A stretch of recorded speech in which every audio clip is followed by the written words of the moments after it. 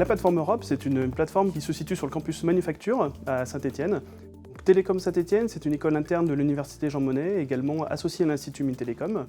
La plateforme Europe joue un rôle très important. C'est une plateforme Carnot Télécom et Sociétés Numériques qui nous permet de travailler sur des problématiques réseau, et notamment réseau opérateur, avec des objectifs doubles, d'une part de formation des élèves ingénieurs bien sûr, mais également de recherche et d'innovation avec les anciens chercheurs qui travaillent sur cette plateforme.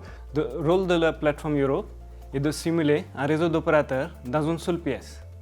Ici, nous avons reconstruit une chaîne complète de la distribution depuis les serveurs, de la production des services, jusqu'à sa consommation chez des clients entreprises ou des particuliers.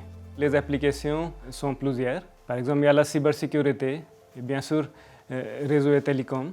Il y a l'intelligence artificielle. Il y a aussi Internet des objets.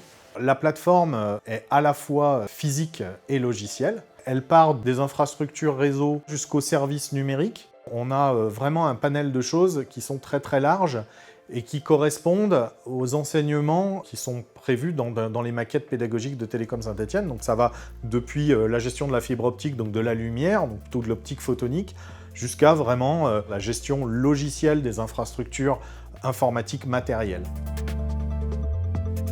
Nous avons des équipements de data center qui hébergent des services.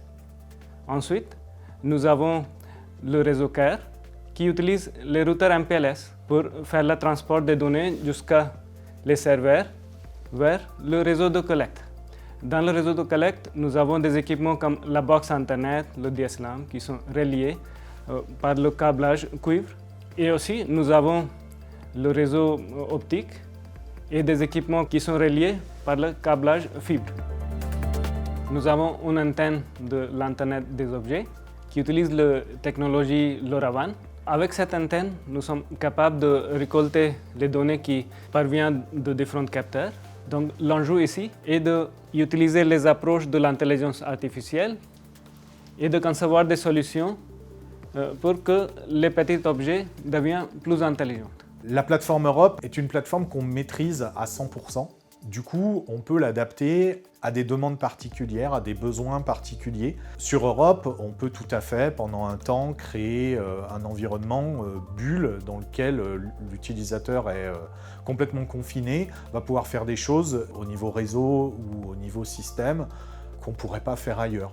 Pour un industriel, ça peut être un environnement de test ou même de mise au point vraiment performant et sur lesquels il peut avoir une souplesse d'adaptation.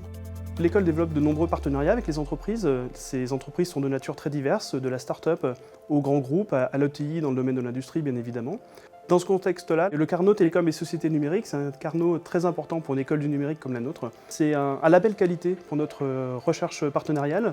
Le rôle de l'école, c'est d'accompagner ces entreprises dans leurs travaux de recherche et d'innovation à travers différents outils, des laboratoires communs, des chaires d'innovation, des tests CIFRE, tout un ensemble de dispositifs qui nous permettent de répondre au mieux aux besoins des entreprises.